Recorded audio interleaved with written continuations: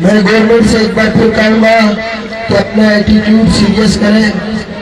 آپ کی press conference آپ کی اپنی جگہ ہے، لیکن ہم سب اس پاکستان میں رہتے ہیں. ہم نے ایسی ہزاروں پریس کانفرنسیں دیکھی ہیں جو ہونے کے بعد کسی کو پتہ بھی نہیں ہوتا کہ یہ اعلانات کہاں گئے کہاں نہیں گئے.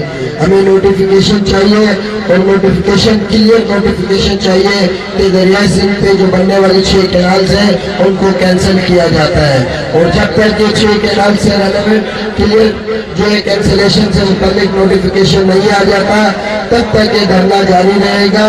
اور وہ جو پولیس آفیشلز ہیں جو ہمارے مختلف جگہوں پہ جو دھرنے لگے ہوئے ہیں ان کو ڈسٹرب کرنے کی کوشش کر رہے ہیں، میں ان کو ایک بات کہوں گا کہ اگر آپ نے یہ حرکت کی تو سندھ کے ہر گاؤں میں آپ کو دھرنا نظر آئے گا، پورا سندھ بند ہو جائے گا، آپ کو گزرنے کی بھی جگہ نہیں ملے گی. دھرتی ماں کی حفاظت کے لیے نکلے ہیں. دیکھیں، اگر آپ اپنی ماں کی حفاظت نہیں کر سکتے نا تو پھر آپ کسی کی بھی حفاظت نہیں کر سکتے. کسی بھی صورت میں دریا پہ جو واقعہ اس کو قبول نہیں کریں گے.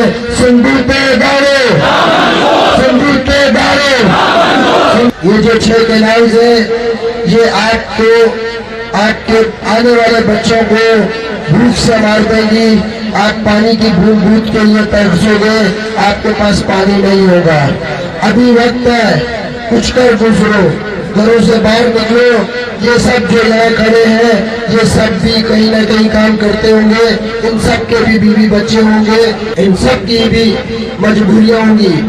لیکن میں ریکویسٹ کروں گا ان تمام لوگوں سے جو گھروں میں موجود ہیں، جو باہر نہیں نکل رہے، میں ان سے کہوں گا کہ اگر آپ واقعی میں سندھی ہیں، سندھ کو اپنا مانتے ہیں، سندھ کو اپنی ماں مانتے ہیں، تو اپنی ماں کے لیے باہر نکلے.